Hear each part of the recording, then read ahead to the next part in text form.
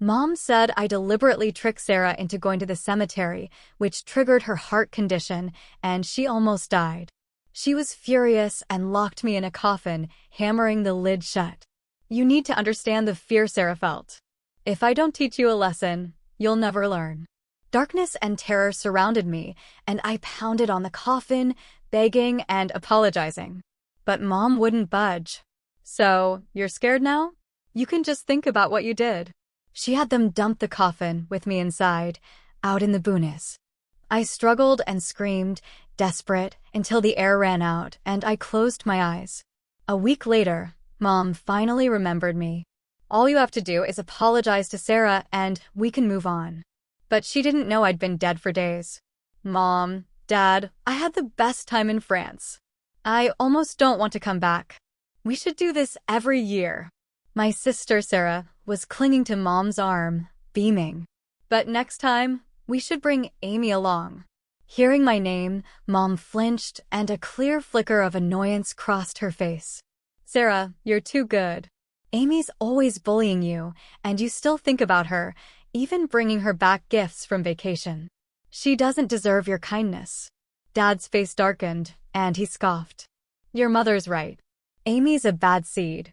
If she didn't have my blood, I'd have kicked her out of the house a long time ago. He got a call from the office and rushed out. Mom took Sarah's hand and led her toward the walk-in closet. Don't even mention that cursed girl. The dress I ordered for your sweet 16 just arrived. The butler, Mr. Peterson, took Mom's purse, speaking hesitantly. Mrs. Thompson, it seems the younger miss is still in that confined space. She hasn't been home for a week. Mom stopped walking. Then she can stay a few more days. If she doesn't get a lesson, she'll never realize what she did wrong. Mr. Peterson took a deep breath, his lips trembling. Ma'am, it's been a week. No one can go without food or water for that long, and Miss Amy. Mom interrupted him, annoyed. She hated when people brought me up. All right, I get it. I'll send someone to let her out later. If she really is sorry and sincerely apologizes to Sarah, I might overlook this mistake. Sarah squealed with excitement from inside the closet. Mom's eyes softened, and she smiled as she headed inside. She took photos of Sarah trying on the new dress. Sarah hugged Mom, playing the generous sister. Mom, don't be mad about Amy. I'm sure she was just acting without thinking. She didn't really want to hurt me. And look, I'm fine. If she apologizes, I'll forgive her. We're still family. Mom stroked Sarah's face, nodding. Whatever you want, honey. You're too good. Watching them, a wave of bitterness washed over me. My presence couldn't disrupt their joy. Because I was dead. Death freed me, released me from that narrow, dark coffin. Blood seeped from the cracks in the wood, gruesome. But we were in the middle of nowhere, and no one would find my body. Even as a ghost, the suffocating terror clung. After lunch, Mom personally gave Sarah her heart medication. Sarah, even if the doctors say you're okay, you need to take care of yourself. It's all Amy's fault. If she hadn't tricked you into going to that cemetery full of coffins, your heart wouldn't have acted up. I made her taste fear. She likes coffins so much I let her lie in one and enjoy it. Sarah, you should have heard her screaming. Mom's cruel expression stunned me, and tears fell. No one could see my sadness. When I was stuffed in that coffin, I was covered in blood, and I don't know how many bones I broke. That day, Mom dragged me from the hospital, kicking and screaming, and drove me out to the middle of nowhere. To keep me from escaping, she had someone nail the coffin shut. You need to understand the fear Sarah felt. If I don't teach you a lesson, you'll never learn.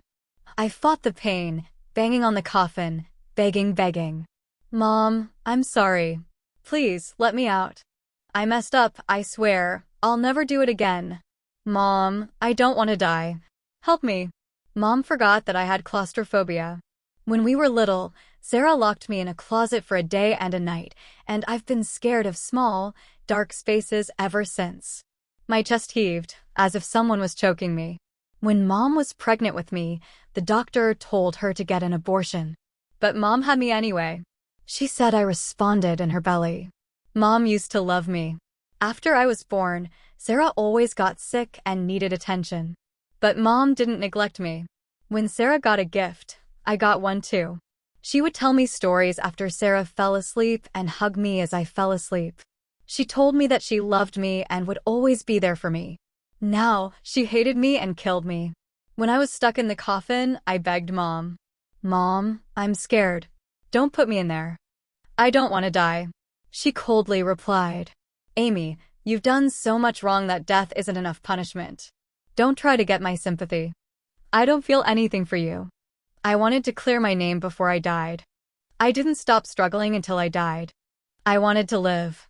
Since there was no body in the coffin, Mom took everyone and left. She went back to the hospital to be with Sarah. As soon as Mom sat down, Sarah woke up from her nightmare. Mom, Amy still doesn't want to see me? I've already forgiven her. Sisters shouldn't fight. I think Amy is jealous that you and Dad are nice to me. Mom, don't blame Amy. I don't want her to be sad. Mom sighed and hugged Sarah. Sarah, why are you so kind and Amy is not? If she was half as good as you, she wouldn't have done these things. I was surprised that my teacher was worried about me. 3 days later, my teacher called Mom about me. Hello, is this Amy's mother? I am Amy's teacher. Amy's sister, Sarah, has returned to school, but Amy is still not present. Has she been absent? Mom was in the store, shopping for Sarah. She was annoyed. If she's not in class, she's skipping. She's not like her sister. If she doesn't want to study, fine. You don't need to worry about her. The teacher paused and replied, Amy always gets straight A's.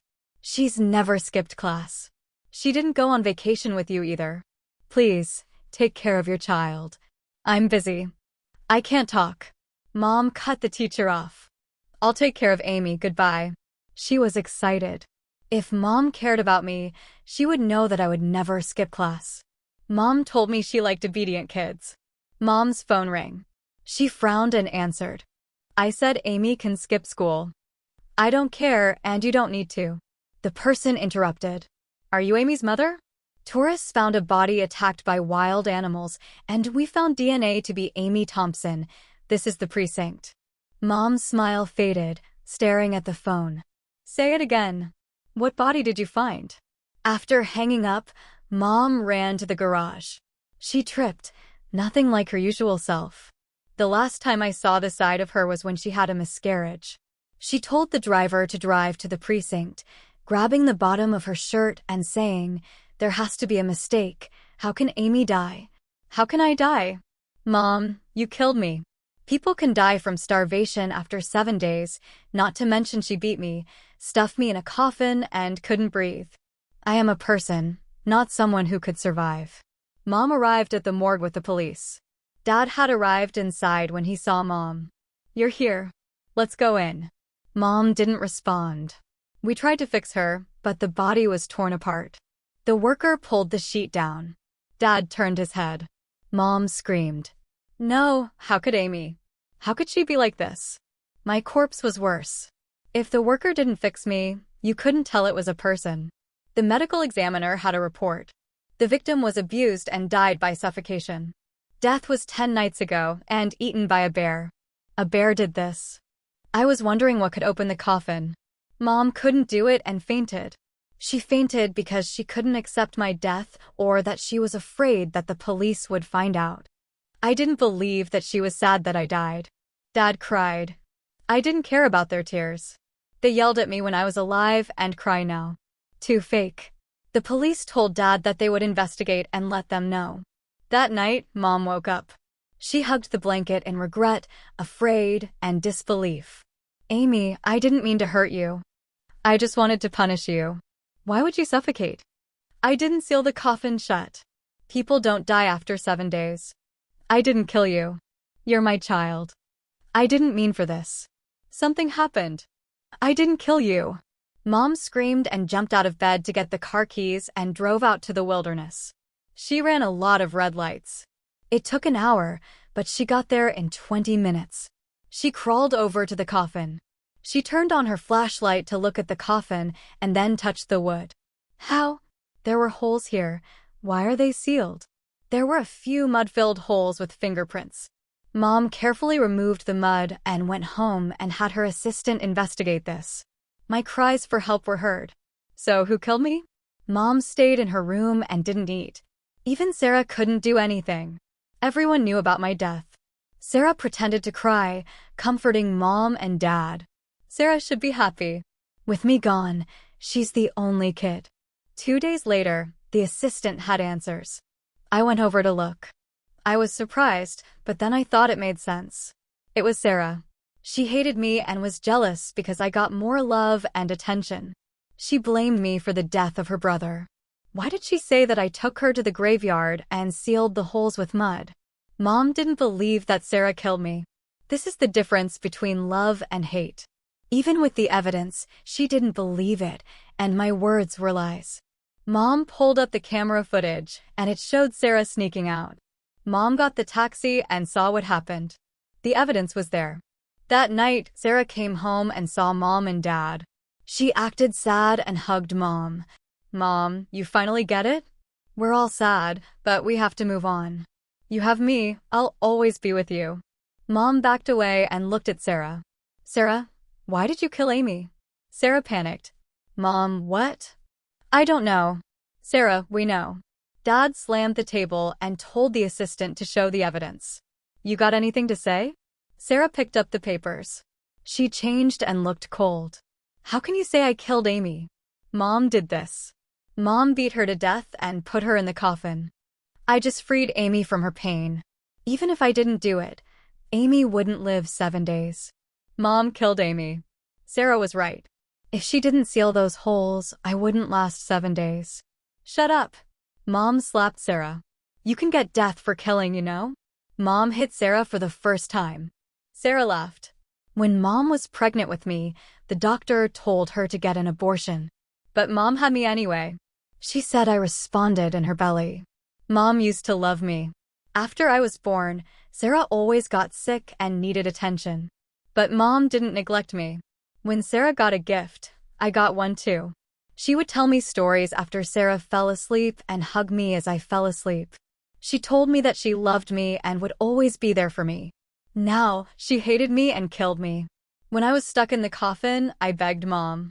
Mom, I'm scared. Don't put me in there. I don't want to die. She coldly replied. Amy, you've done so much wrong that death isn't enough punishment. Don't try to get my sympathy. I don't feel anything for you. I wanted to clear my name before I died. I didn't stop struggling until I died. I wanted to live. Since there was no body in the coffin, Mom took everyone and left. She went back to the hospital to be with Sarah. As soon as Mom sat down, Sarah woke up from her nightmare. Mom, Amy still doesn't want to see me? I've already forgiven her. Sisters shouldn't fight. I think Amy is jealous that you and Dad are nice to me. Mom, don't blame Amy. I don't want her to be sad. Mom sighed and hugged Sarah. Sarah, why are you so kind and Amy is not? If she was half as good as you, she wouldn't have done these things. I was surprised that my teacher was worried about me. 3 days later, my teacher called Mom about me. Hello, is this Amy's mother? I am Amy's teacher. Amy's sister, Sarah, has returned to school, but Amy is still not present. Has she been absent? Mom was in the store, shopping for Sarah. She was annoyed. If she's not in class, she's skipping. She's not like her sister. If she doesn't want to study, fine. You don't need to worry about her. The teacher paused and replied. Amy always gets straight A's. She's never skipped class. She didn't go on vacation with you either. Please, take care of your child. I'm busy. I can't talk. Mom cut the teacher off. I'll take care of Amy, goodbye. She was excited.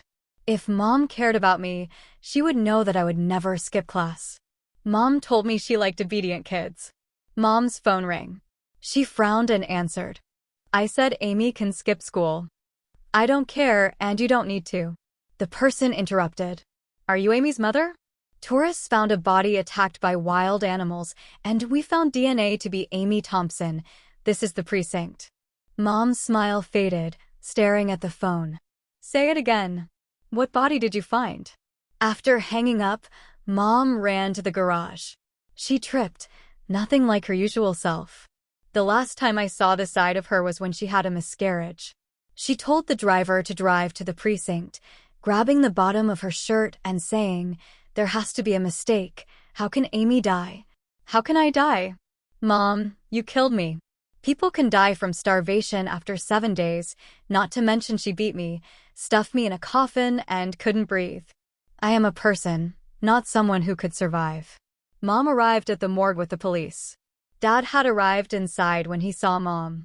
"You're here. Let's go in." Mom didn't respond. We tried to fix her, but the body was torn apart. The worker pulled the sheet down. Dad turned his head. Mom screamed. "No, how could Amy?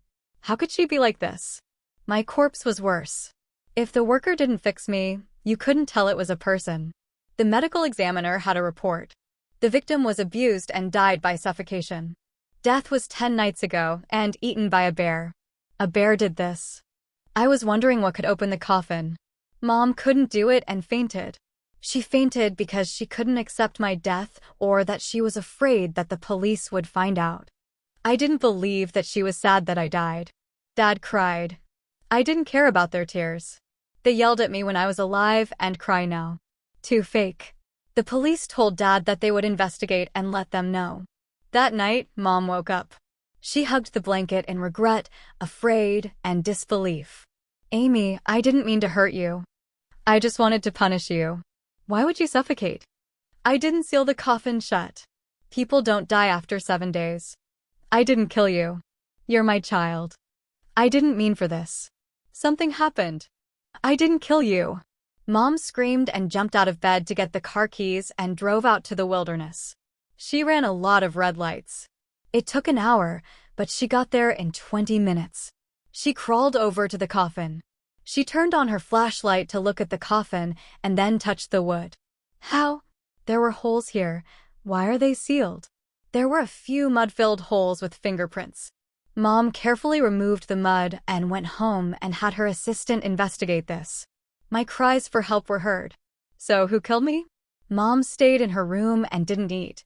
Even Sarah couldn't do anything. Everyone knew about my death. Sarah pretended to cry, comforting Mom and Dad. Sarah should be happy. With me gone, she's the only kid. 2 days later, the assistant had answers. I went over to look. I was surprised, but then I thought it made sense. It was Sarah. She hated me and was jealous because I got more love and attention.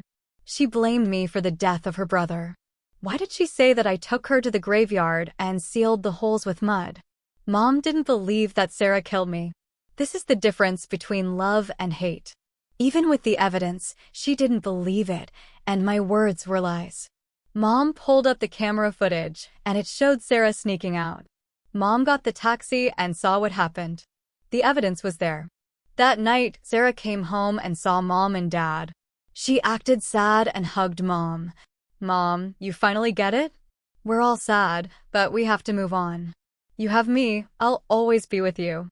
Mom backed away and looked at Sarah. "Sarah, why did you kill Amy?" Sarah panicked. "Mom, what?" "I don't know." "Sarah, we know." Dad slammed the table and told the assistant to show the evidence. "You got anything to say?" Sarah picked up the papers. She changed and looked cold. "How can you say I killed Amy? Mom did this. Mom beat her to death and put her in the coffin. I just freed Amy from her pain.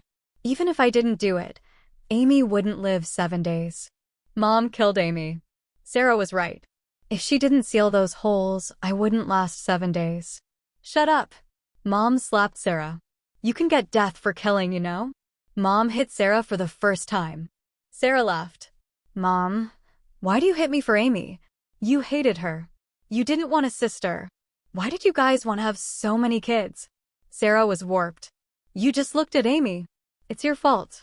If only I poisoned Amy and killed her." Everyone was shocked. Sarah messed with Mom's medication back when she was pregnant with me.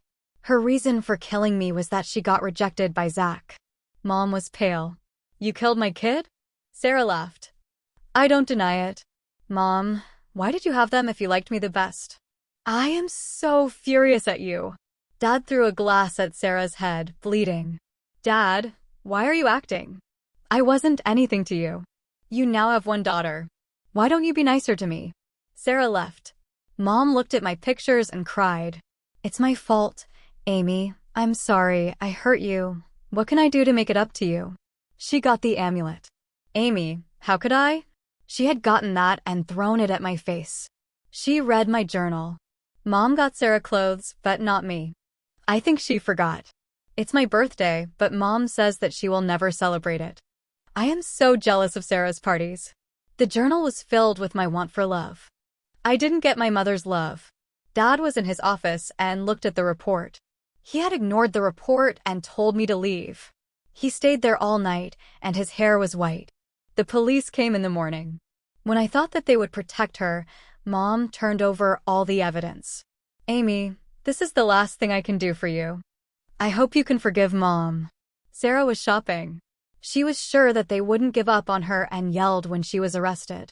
How can you arrest me? I'm your only daughter. Are you out of your minds? I'm gonna kill you all. Sarah was sentenced to death. Mom was also arrested. On the way to jail, she went crazy, asking if they saw her daughter Amy. She hurt her head and died. Dad failed, and he became homeless. Then, there was a white light. New parents were calling for me. Next life, I'll be happy. 8 years after marrying into a wealthy family, I finally got pregnant. On the day of diagnosis, Stephan pushed me down the stairs. He watched me struggle in a pool of blood with cold eyes. His expression was as rebellious and indifferent as his father. You bitch, it's not enough that you took my mother's position. You even dared to dream of giving birth to a child to steal my property. As long as I am here, I will never let you do what you want. The blood spread and the pain from my lower abdomen made me tremble all over. But there was no sadness in my heart, only relief. I calmly looked up at the child who was raised by me. Then I slowly said, in this case, we will never see each other again for the rest of our lives. Stephan, who was only 10 years old, obviously couldn't understand what I meant. He frowned and looked at me coldly. His eyes were distant and defensive. He said coldly, "You, a scheming bitch, what tricks do you want to play again?" The pain swept over and the unexpected child had left forever. I couldn't explain, so I took out my phone and tried to call 120. Stephan rushed over viciously and smashed my phone. Are you going to call Dad to complain? Don't even think about it. He scolded. His tender little face was full of hatred that didn't match his age. I didn't understand. Why did the little boy who was so well-behaved and cute become like this today? Before I could think about it, the pain had already enveloped me. I lost consciousness in Stephan's ridicule. When I woke up, Sonny was sitting in front of my bed. He glanced at me casually without any ripples in his eyes. Meredith, you shouldn't have secretly gotten pregnant without telling me. I didn't have time to explain. The doctor had already walked in with my physical examination report. The patient suffered a violent blow to the abdomen and missed the best time for rescue. It will be difficult for her to have a child in the future. Please accept my condolences. Sonny paused. He slowed down his attitude a little. I will ask Stephan to apologize to you. This incident will be a lesson for you. Don't act on your own in the future. In this family, you only need to do your job well and don't have any thoughts that you shouldn't have. I knew Sonny didn't love me. After 8 years of marriage, he would stare at me and force me to take birth control pills after each rough venting. But at the beginning of last month, he suddenly hugged me and whispered softly in my ear. Give me a child that belongs to both of us. He was stubborn and overbearing, not giving me any chance to refuse. I was also confused at first. Now I thought about the tenderness of that night. It was just because he mistook me for Stephan's biological mother. But it was okay this way. Anyway, if there was no accident this time, I wouldn't let this child be born. I nodded gently without saying much. Seeing this, Sonny left with satisfaction. Until I was discharged from the hospital, he never saw me again. The day I returned to Monroe House, Stephan was waiting for me at the door holding a box, looking at me strangely. Dad asked me to apologize to you, he said. I took the box with some surprise. When I opened it, a skinned puppy was lying in the middle of the box. I was panicked, but Stephan laughed with satisfaction. Ha ha ha, you idiot, you deserve me to apologize to you, he scolded me. I am the future heir of the Monroe family. You're just a parasite who stays in the Monroe family and deliberately seduces my father. I warn you, if you don't get out of here, I have plenty of ways to torture you, he said coldly. Chapter 2 Blood dripped out of the box, bright red. I looked at the unrecognizable puppy. Suddenly there was a moment of trance. When I was sent to the Monroe family, I was only 18 years old. As a teenager, I didn't know how to take care of a child. Facing Stephan crying all day, I had no choice but to find a puppy to keep him company. 2-year-old Stephan followed me around with his puppy in his arms all day. At that time, he said that the puppy and I were the most important things in his life. Who would have thought that 8 years later? He killed the puppy with his own hands. It also broke my heart. I took a deep breath and looked up at Stephan. Okay, as you wish, I will leave tomorrow. As soon as the voice fell, Sunny's voice suddenly came from behind. Sunny walked slowly. You want to leave? Meredith, is it necessary to get angry over a beast and a child? He sat on a chair at the door. He waited for me to change his shoes and undress him with a nonchalant look. Seeing that I was hesitant to move, Sunny frowned unhappily. Stephan has already apologized to you. What else are you dissatisfied with? He continued, have you stayed in the Monroe family for too long, making you forget your identity and position? Stephan made a face at me and ran away triumphantly. Sunny shook his head helplessly and held me in his arms. Regardless of my body that had just had a miscarriage, he began to touch me randomly. Meredith, don't be willful. You should know how hard it is to have everything you have now. You should also know how to make me happy. In Sunny's eyes, I, an orphan, could become a rich and wealthy wife. It was a blessing that I had cultivated for several lifetimes. Even if I was in this family, I was just a nanny who allowed him to vent his desires and took care of his children for him. I should be grateful to him. In the past, I might have done this. But today, I raised my face stubbornly and looked at Sunny fearlessly. Mr. Monroe, our contract has expired. The hand covering my thigh exerted a little force. The initial ambiguity disappeared. Sunny's face was stained with a bit of anger. Meredith, don't be ungrateful. I took time out of my busy schedule to come back and accompany you, not to see you give me a cold shoulder. He pinched my face, his tone cold as he said, don't think that just because you have a face like hers, you can challenge my bottom line. Meredith, you are just a substitute. The her in Sunny's mouth. It was Stephan's biological mother, Jenny. It was the original mistress of the Monroe family. It was also Sunny's first love and wife. She died of illness when Stephan was 2 years old. Sunny was heartbroken. In order to please him, the people of the Monroe family found me who was 80% similar to Jenny. I was sent to the Monroe family by coercion and inducement. Sunny didn't like me, but he was obsessed with my young body and my face that looked like Jenny. So he kept me by his side and signed another agreement with me. Jenny died when she was 26, so I only want to remember what she looked like before she was 26. After 8 years, you can leave. I will treat you well in these 8 years. It sounded nice. In fact, it was just that a woman was past her prime after she turned 25. He wanted to find a younger and prettier replacement. I pushed Sunny's hand away and took out the divorce agreement from the bedroom. Chapter 3 Mr. Monroe, I should leave. I have sorted out the precautions and tasks that need to be handed over in advance and handed them over to the housekeeper. From now on, I didn't have to endure the pain all over my body and get up at 4 in the morning, just to make a breakfast that suited the father and son. Sunny was stunned for a moment and then he threw the divorce agreement to the ground. He said angrily, Meredith, are you looking at me? Have you forgotten who the master of this house is? After that, he roughly grabbed my arm and dragged me to the bed. Want to leave? I can help you. But before you leave, you have to serve me well first. Without giving me time to refuse, the huge body pressed over. He was rampaging. I was like a small boat on the sea, drifting up and down with the surging waves. Every breath was filled with pain and fear. After an unknown amount of time, the waves gradually subsided. Sunny signed his name on the divorce agreement. He threw down a few $100s. With a bit of contempt, he sneered, I almost forgot that the contract has ended. He continued, this money is your hard-earned money last night. Don't think it's too little. A rag who has been played with for 8 years is only worth this much. But I'm really curious. Where can you, an orphan without parents, go after leaving the Monroe family? I turned around painfully. What caught my eye was the wedding photo of Sunny and Jenny. The two people in the photo. One smiled like a flower and the other was full of tenderness. I murmured as if talking to myself, will he do the same to you? There was silence all around. No one responded. Only the roses outside the window were fragrant. I know he wouldn't.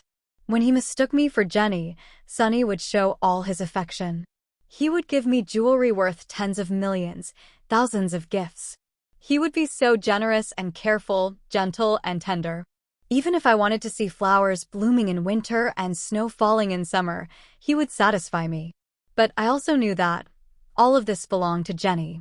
Sunny also had many dissatisfactions with this arrogant and willful wife. But at the moment of her death, she changed from an unqualified wife to a perfect first love. No matter how hard I tried, I couldn't replace a dead person in the hearts of this father and son.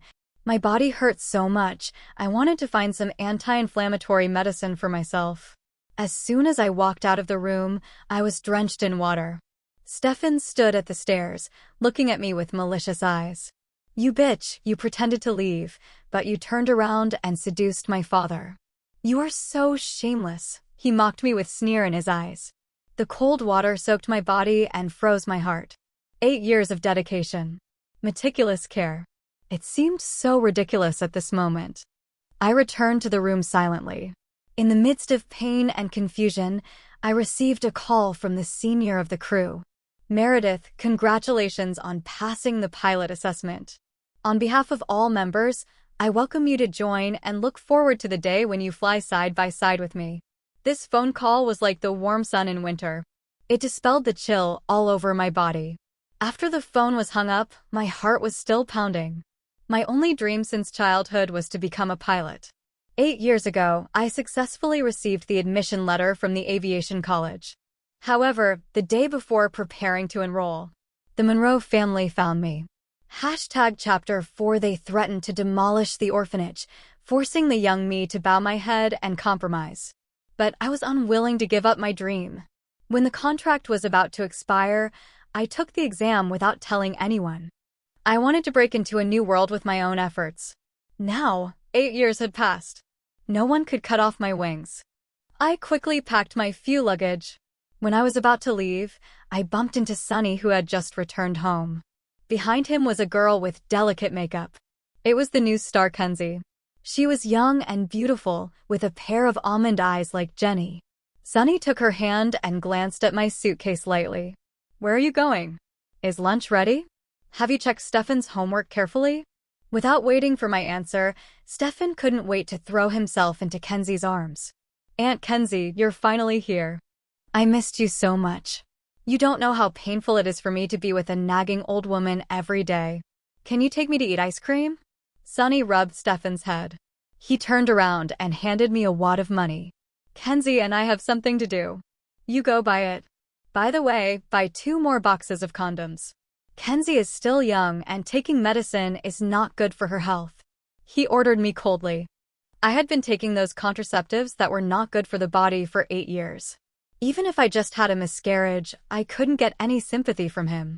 After 8 years, not only was I not as good as Jenny, I was also not as good as a substitute who was only 3/4 similar to her. This time, I didn't want to endure Sunny's humiliation. Mr. Monroe, the contract has expired. I'm leaving, I said clearly. Sunny's hand holding the money was suspended in the air. This was the first time I disobeyed his instructions. His face sank. He raised his hand and threw the money in my face. The sharp banknotes cut a tiny wound on my face, oozing out a little blood. Meredith, what qualifications do you have to refuse me? Do you believe that I can demolish the orphanage where you grew up with just one word? I shrugged. Whatever, I don't care. The old director who raised me passed away last year.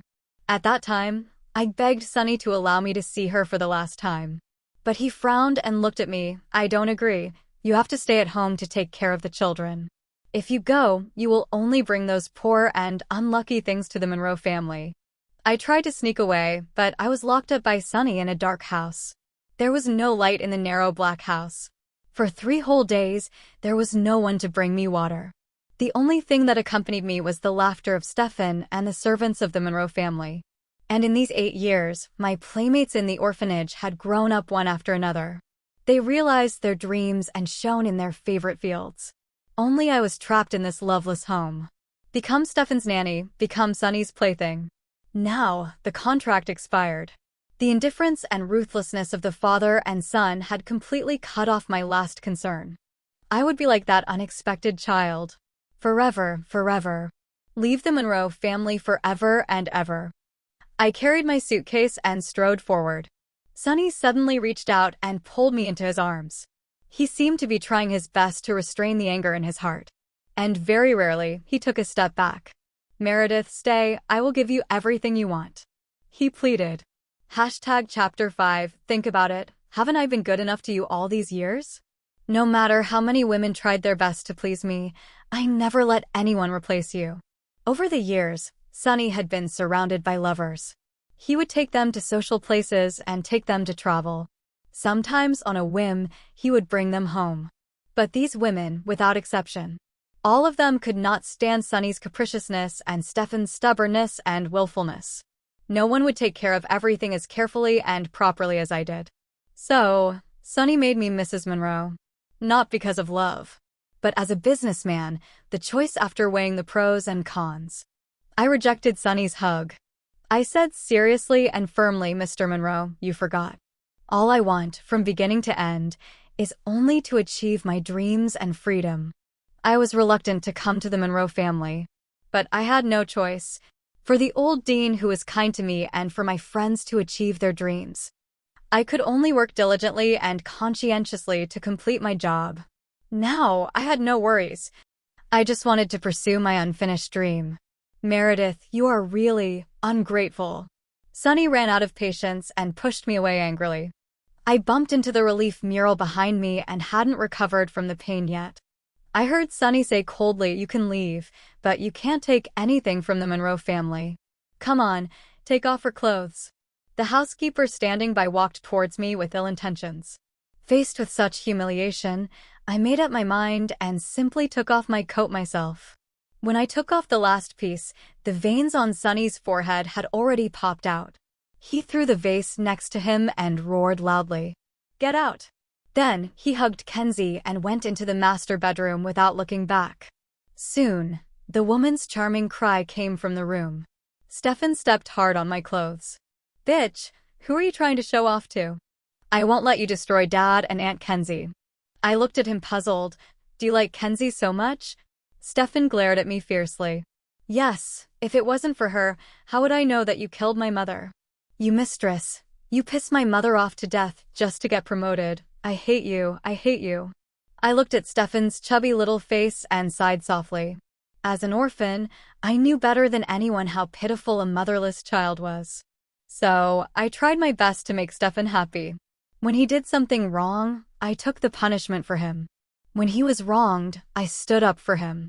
Every drink, every meal, every tea. I wish I could think of everything for him. Unfortunately, my true love was misplaced. 8 years of care. No match for the provocation of a few words of false accusation from outsiders. Stephan, you disappoint me so much, I said almost with trembling voice. Who cares what you think? Anyway, I just want Aunt Kenzie to be my mother, he shouted at me. Some things, perhaps only when you grow up could you understand. But I had no obligation to teach him the principles of life. From now on, I would never come back. No matter who became Mrs. Monroe, it had nothing to do with me. I wanted to regain my dream 8 years ago. I wanted to be like what I had been looking forward to since I was a child. Flying freely between heaven and earth in a plane. I strode out of the door of the Monroe family. When I walked to the side of the road, Stephan suddenly rushed over and pushed me to the ground. At the same time, a speeding car was speeding towards me. Chapter 6 For a moment, there was silence all around. The whole world seemed to have been paused. After a brief moment of distraction, I heard the noisy shouts of the servants. They were originally standing aside to watch the excitement, but now they all ran over in panic. I was not seriously injured. The car turned at the last moment and crashed into the flower bed on the side of the road. The scene was very tragic, and Stephan was so scared that he was stunned. No matter how bold and willful he was just a 10-year-old child. He was frightened by this sudden change and burst into tears. He cried and hid behind me, holding the corner of my clothes, and dared not open his eyes. He cried, "I didn't mean it. I just wanted to make a joke and scare you." "Mom, what should I do? Will I be arrested by the police? I'm so scared. Can you hug me?" He couldn't stop crying. After waiting for 8 years, I finally waited for Stephan to call me Mom. But I didn't expect it to be in such a scene. Sure enough, people would only regret after doing something wrong. Only when they were most helpless would they think of their mothers. I broke Stephan's cold little hands. "I'm not your mother," I said firmly. In the past 8 years, I had given all my sincerity to this child. I hoped he could be happy. I also hoped he could become a successful person. But it was hard to be a stepmother. As long as Stephan showed a little dissatisfaction, countless accusations would come. Either from Sonny's relatives and friends, Monroe's housekeepers, or the servants. Anyone could accuse me. Stephan bumped and bumped. Stephan cried and made a fuss. If he was not happy at all, I, the stepmother, would deliberately make things difficult for him. No one could see my efforts, and no one understood my painstaking efforts. Soon the sound of the ambulance interrupted my memories. Everyone hurriedly lifted the injured driver into the ambulance. Sonny stood behind me at some point, looking at me with a complicated expression. He said, "You are not injured." I shook my head and pushed Stephan, who was crying silly, to his side. "I'm fine. You should pay more attention to your son. I know that the Monroe family is powerful. No matter how bad he does, you have the ability to take care of him. But Mr. Monroe, will such a child really be able to take over the huge family business of the Monroe family in the future?" Sonny missed his deceased wife and did not allow other children to be born. But he would rather find one substitute after another. He was unwilling to spend time and energy to take care of and educate the young son left by his deceased wife. Stephan became what he was today, blamed me for not knowing how to educate children when I was young. It was even more blamed on Sonny, the father's negligence. Sonny's eyes trembled. After hesitating for a moment, he extended his hand to me. "Meredith, you have indeed suffered a lot of grievances from what happened before. But Stephan is still young, he is still a child and cannot leave his mother's care. Since he is willing to recognize you, you should go back with me. I promise you that from now on, I will educate him with you," he explained. Kenzie took off her coat and put it on me, deliberately revealing the ambiguous red marks all over her body. She looked at me with a smile. "Meredith, don't worry, I won't make it difficult for you. In this family, you will always be the legal wife. I will be responsible for accompanying Sonny outside for social events and will not hinder your position." The housekeeper and servants also stood up to persuade.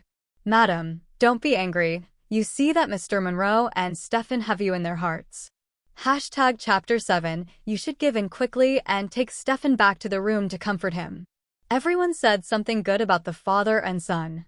It seemed that they had forgotten the grievances I had received in the past 8 years. They also forgot that I was standing barefoot on the ground at this moment. No one asked me if I was doing well. No one cared if I was happy or not. No one cared what I really wanted. Everyone just wanted to coax me back with a few words. Let me cut off my wings, burn myself like a candle, and light up their lives. But I didn't want to. I was still young. I was only 26 years old. I had my own dreams that have not been realized. I looked at Sonny and said firmly, "Mr. Monroe, I don't want to. Rather than being an unloved Mrs. Monroe, I hope that you and I will say goodbye and never see each other again." Sonny was stunned. This child of destiny who was born with everything finally experienced the taste of being rejected. His expression changed from astonishment to anger. Then he left in anger. Only one sentence was left. "Meredith, you will regret it."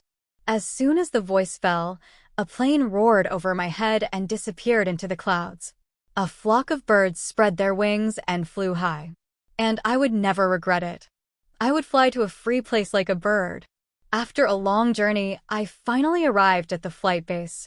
Senior Zach smiled and handed me a brand new uniform. Long time no see, the outstanding student who ranked first in the unified examination that year. He greeted me with praise.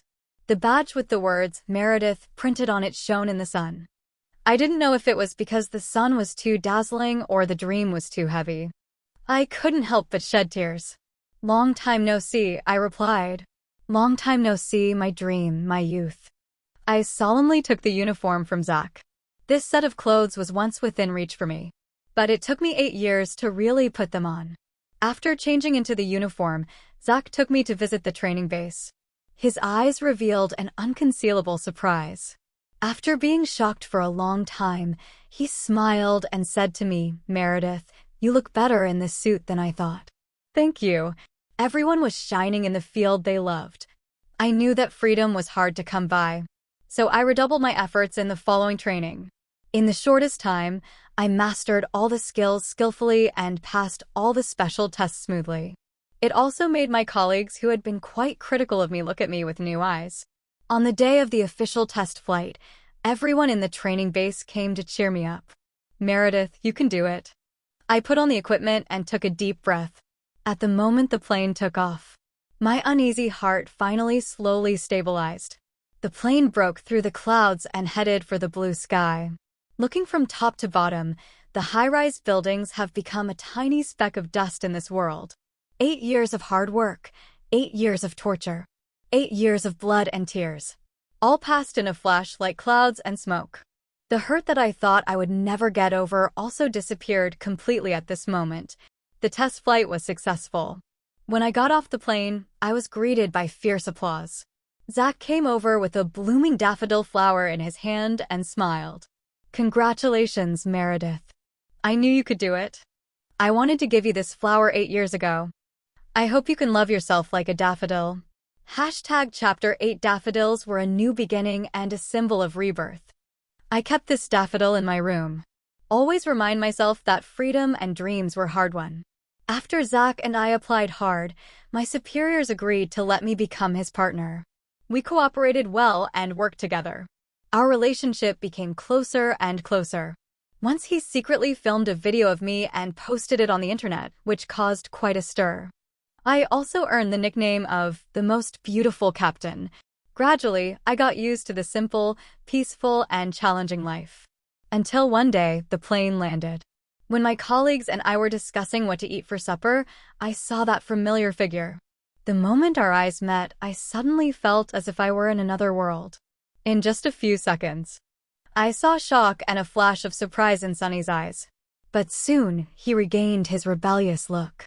With a condescending attitude, he looked down on me and everything in the world. Meredith, come home with me when you've had enough fun. Stephan is still young. He can't do without your care, he said lightly. I smiled and looked at Sonny fearlessly. Mr. Monroe, you're joking. I'm not his mother and I have no obligation to take care of him. Sonny frowned. How can you not be? He stopped halfway through his words. In the past 8 years, the sentence I heard the most was, Meredith, who do you think you are? The Monroe family let you in to take care of Mr. Monroe and the young Monroe. Don't think that you can be the mistress of the Monroe family just because you stay with Mr. Monroe for a long time. You're just a substitute. How can you be the mother of Stephan? Sonny was not unaware of the people around me talking and mocking me. He was just used to my dedication and care. He was used to ignoring my feelings. But no one was willing to live as a substitute for others. No one was willing to be a transparent shadow. My name was Meredith, but I was not insignificant. I was also a unique existence in this world. I could also have my own dreams and pursuits. Even if I was insignificant, I should not be ignored and laughed at. Now I had found a world that belonged to me. I could fly freely and confidently in the boundless sky. How could I be willing to return to that cage full of constraints? Sonny still didn't care about my feelings at all. He grabbed my hand and dragged me towards his Maybach car. Meredith, you don't have the right to refuse. Between us, I am the only one who has the right to say it's over, he insisted. Sonny was so strong that he left a red mark on my wrist. My colleagues came over to defend me. But because of his status, they didn't dare to do anything radical. Only Zach wanted to rush over regardless of others' obstruction. The high-intensity training gave me the strength to resist. I was one step ahead of him, broke free from the restraints, and slapped Sunny in the face. "Sunny, stop dreaming. Who do you think you are? Why do you ask me to turn back after trampling on my sincerity?" When I first met Sunny, I was only 18 years old. It was the age of a young girl's love. Facing a handsome, rich and charming man, it was impossible not to be tempted. So I tried to make everything almost perfect. I tried hard to integrate into that family and get everyone's recognition. Chapter 9, but what I got in return was humiliation and trampling again and again. When Sunny brought a woman home for the first time, I cried and felt pain, and I couldn't sleep all night. I expected Sunny to comfort me and explain to me that everything was a misunderstanding. But he looked at me with indifference. His contemptuous eyes were like looking at a kitten or puppy on the side of the road. He said to me, "Next time you cry, close the door tightly. Don't let your crying disturb my interest." That time, I spent a night to shed all the tears of my life. It was also that time that I completely saw through this man who claimed to be affectionate but was colder and more selfish than anyone else. He didn't love me. He didn't love the dead Jenny. He didn't even love his own flesh and blood. He only loved himself. After this incident, I grew up quickly overnight. Since then, I had sealed my heart and locked my love and never had any illusions about Sunny again. I just treat being Mrs. Monroe as a job. Now the contract had expired and the past was gone. There was no love or hatred between Sunny and me, only indifference. That slap made Sunny speechless for a long time. He was a proud man. In the past, if someone dared to attack him in public, he would definitely peel off a layer of skin from the other person. But today, he covered his face. After a brief surprise, he actually laughed. He ordered the bodyguards to disperse everyone present and waved to me. "Meredith, you have become more interesting. Sit down and let's have a good chat." I didn't move, looking at Sunny with a defensive face. Just when I thought he was going to do something to me again, little Stephan suddenly ran over from the car. He hugged me and cried bitterly. "Dad, don't scare Mom. If Mom gets angry, she will never come back. I miss Mom and I want to be with her." He looked up at me while crying. "Mom, I know I was wrong. Can you come home with me?" In a short period of time, Stephan seemed to have changed into a different person. From a spoiled brat with bared teeth and claws, to a docile and well-behaved kitten. In his sobbing narration, I learned the reason. The driver who had the car accident was seriously injured. Sunny paid a huge amount of compensation and settled the matter. But Stephan was inevitably questioned by the police and scolded by the elders of the Monroe family. Every failure made a wiser person. Stephan had grown a lot. He also knew who was the kindest person in the world to him. Dad only blames me for bringing shame to the Monroe family, and Aunt Kenzie only treats me to snacks. No one will cook delicious meals for me, play games with me, and tell stories to make me happy like my mother does. They don't love me. Only my mother loves me the most in this world. Stephan cried more and more sad. But I didn't have the slightest softness in my heart. I pushed him away coldly without a trace of extra expression. "Stephan, you know, you're the one who hurt me the most in the Monroe family. I never loved Sunny, but I put all my efforts and love into Stephan. As an orphan who grew up in an orphanage, what I want most was to have the company and care of my parents and have a happy family. I knew I couldn't have all this. So I gave everything I had, wanting to make up for my missing childhood in Stephan. But some things that were too easy to get made, we didn't know how to cherish them. Stephan not only broke my heart. Chapter 10, it also made me lose the possibility of being a mother forever. This father and son were selfish and heartless. Stephan blinked at me, "But Mom, I really know I was wrong. Not all apologies can be forgiven. There are always things in this world that money can't buy. Mr. Monroe, please take your son back. I am no longer the lonely and helpless little girl who can be bullied by everyone," I said as I looked straight to Sunny. I thanked Zach for his unintentional act. I had become a little famous internet celebrity, even though I still couldn't compete with the powerful Monroe family. But at least I had the courage to resist. Sunny was silent for a long time.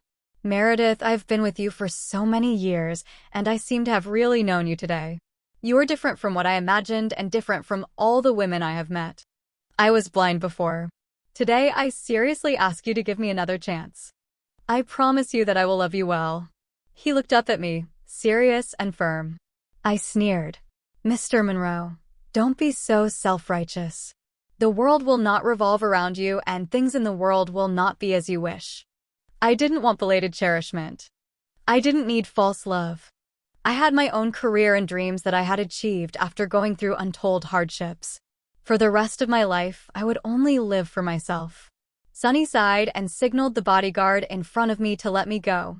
He shouted loudly behind me, Meredith, I will prove to you that I am sincere to you.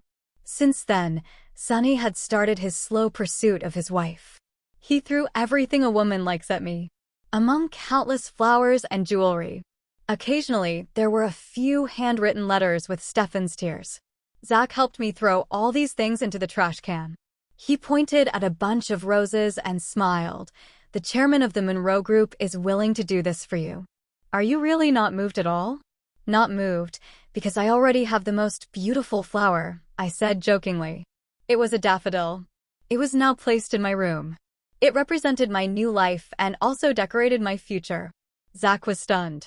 After a long time, he realized his reaction come. He hugged me in his arms. He was so excited that he cried.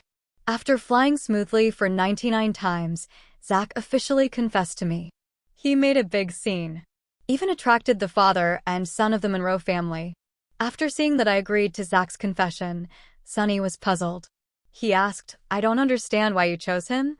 Is it possible that the power and status of the Monroe family and the sincerity of the father and son combined are not as good as the daffodil he gave you? Stephan cried and told me about their love and longing for me. He told me that Sonny replaced the group photo in the bedroom with a photo of me. He decorated the house to the way I like. He also bought a group of cute and sensible show dogs. They didn't understand why they tried their best but couldn't make me turn back. I looked at the father and son of the Monroe family calmly. I slowly said, because you will never know what I really want. What I wanted was equality and love. It was dreams and freedom. I would never let anything become my bondage. Sonny took a step forward, but Meredith. I cut his words, no buts, Mr. Monroe. Just give up on this idea. Don't fantasize about keeping me by your side by illegal means. You can't trap me. Some birds couldn't be caged. Each of its feathers shone with the light of freedom. No matter how much the price. It would try to break through the cage and flew to the vast world. Sonny still didn't understand what I meant. But he understood my determination to leave. The hand that reached out to me gradually fell down. Two figures, one big and one small, stood on the side of the road, looking lonely. And I left side by side with Zach in their regretful eyes. When I walked out of the airport gate, a familiar instruction sound came from the headset. Congratulations to Captain Meredith for landing safely. I wish you all the best on your next flight. I also wish you and Captain Zach all the best in the future. Zach and I smiled at each other in the rising sun. We answered in unison, we definitely will. The end.